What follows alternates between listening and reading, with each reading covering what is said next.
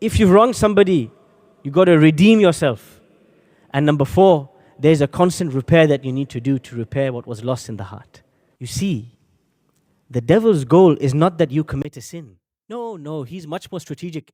He thinks in 100-year horizons, not in 10-minute horizons. He's much more long-term than you and I. The devil's goal, how can I drag these guys to a point in which they have no clothes on and they are completely exposed? They have reached a level where they are to the level of animals. That's where I want to take them. I want them to forget their humanity. I want them to lose the dignity of a human being. It's not even about kufr, it's something deeper, something more disgusting, something more depriving than that. I want human beings to get to a point where they feel nudity is normal, where they feel having no clothes on is normal. That's my end goal, the devil says. It's not just about a fruit. The fruit is the beginning. But if I can get you to a point where you are shameless, you've lost consciousness of Allah, and you've lost all sense of decency, that's where I want you. Now I have you. That is the end goal of the devil. And you see, this is why Abdullah ibn Mas'ud says, "Adh-dhanbu yajri dhanbu thumma yajri dhanb." Sins are a series of dominoes. Nobody wakes up one day deciding that I'm a righteous person, today I'm going to commit zina, guys. Nobody ever does that. It all starts with a direct message and becoming comfortable and becoming desensitized. And the next thing you know, there's more and more and more. And the bar keeps moving and the line keeps moving until the day where you wake up. And the impulse to be intimate with somebody who you're not married to feels completely normal. And here, this is where he wants you to be. And so this is the thing about the story of Adam alayhi salam. You see, the devil always thinks long-term. The devil is strategic. But us, as Muslims, unfortunately, we're always stuck in the short-term tactical trap. The devil works very slowly to bring you to a point where you feel you justified the sin before you do it. Ibn al-Qayyim, when he talks about repentance, he says, there is a secret in returning to Allah that most people don't know. And he says, this is as-sirrul a'zam, the greatest secret. And this secret is that Allah, when you commit a sin, Allah is teaching you about Himself and His names and His attributes by you constantly committing sins and constantly returning to Him. Think how? The first thing, when you commit a sin, oftentimes nobody's seen you except you. And Allah has covered you. So you remember Allah's name, As-Sattar.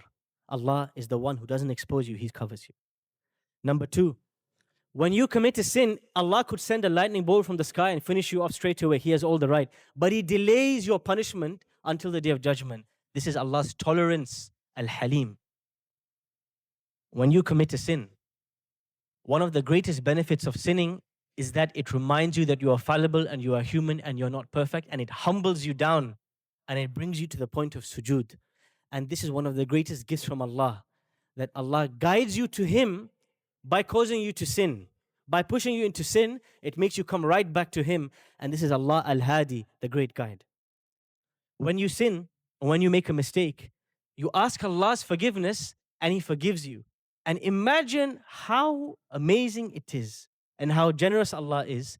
Not just that He tolerates you on a day-to-day basis, but even when you turn against Him, He still tolerates and He forgives you and He has mercy and He wipes it clean. What is this except Ar-Rahim, Al-Ghafur, Al-Jawad, Al-Karim? How many names of Allah can come into this interaction? Repentance is the engine of your train that's going towards Allah. It is an engine that's constantly whirring. You fall and you get back up. You fall and you get better. You fall and you get better until one day you realize you have grown so strong because you have so many wounds and you have torn so many muscles and you have fought off so many diseases, you are invincible now. And this is really where repentance is taking you to. Repentance, making mistakes, committing crimes, is not taking you far from Allah. If you bounce back, it is the greatest way to the closest of Allah and knowing Him and understanding Him. And this is the secret about returning to Allah that most people don't know. You see, many of us, when we make mistakes, we think very lowly of ourselves. We feel broken to the extent that we continue sinning and continue this negative cycle. But the most important thing is to realize this.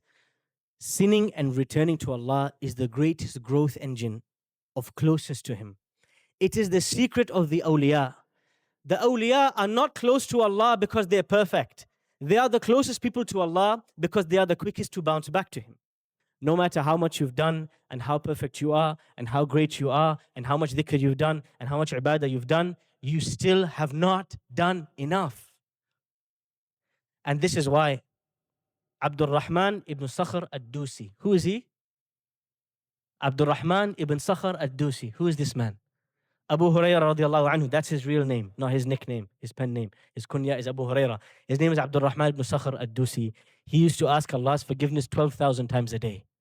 Because he used to say, if the Prophet ﷺ asked 100 times, I need to multiply to the power of 10 because that's my level of sins compared to him.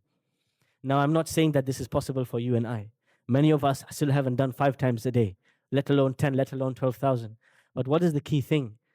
One of the most important parts of Tawbah and why it is a constant state you have to keep returning to every day of your life is because you can never feel comfortable with what you have done. If you have felt comfortable, you're finished. Let me give you another example. Ibrahim alayhi salam, father of the prophets, right? Great messenger of Allah. He built the Kaaba. He finished building the Kaaba. رَبِّ جَنُبْنِي وَبَنِيَّ أَن نَعْبُدَ الْأَصْنَامِ. Oh Allah, protect me and my children from worshipping idols. 1 second. The father of monotheism of Tawheed is saying, Allah, protect me from worshipping idols. Why? Me and my children. Allah already said, you and your children are going to be prophets, don't worry. Why is he still saying, oh Allah, protect me from idol worship? He's worried that there's no guarantee for him tomorrow. He's in a constant state of alertness. I don't know when the rug will be pulled from under me. I don't know what shortcoming I have, what mistake I have. I can never feel safe. I can never feel like I've done everything and everything is going to be fine. رَبَّنَا تَقَبَّلْ مِنَّا إِنَّكَ أَنْتَ السَّمِيعُ الْعَلِيمُ. Oh Allah, accept my deeds. You are the hearing, the knowing. Is Ibrahim alayhi salam need to worry about his deeds being accepted? Yes, he needs to be worried because if you're not worried, you're in trouble. Repentance and returning to Allah is not optional, it is obligatory. Many people don't realize this. They think it's a nice thing to do, a nice thing to ask Allah's forgiveness. Every sin you have ever committed and I have ever committed, it is obligatory to ask Allah's forgiveness. And delaying it is another sin. If you and I have delayed our repentance, then we have committed 2 sins. The first, we didn't repent. The second is that we delayed.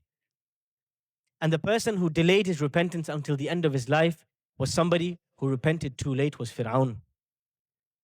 As the angels, as he is drowning in the sea, and the angels are shoving water into his mouth, he says, قال آمنت بالذي آمنت به بنو إسرائيل. I repent to Allah, I return to him and I believe in him. And Allah responds, الآن وقد عصيت من قبل. Now, الآن.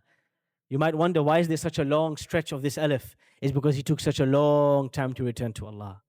Return to Allah now, today, because tomorrow is not guaranteed. Returning to Allah is not a one-off deed, but is a constant growth engine every day. Just like someone who wants to grow their muscles has to tear them, just like an athlete has to feel the pain, just like your immune system needs to feel disease to get stronger, you need to sin and get back up and strengthen yourself to come close to Allah.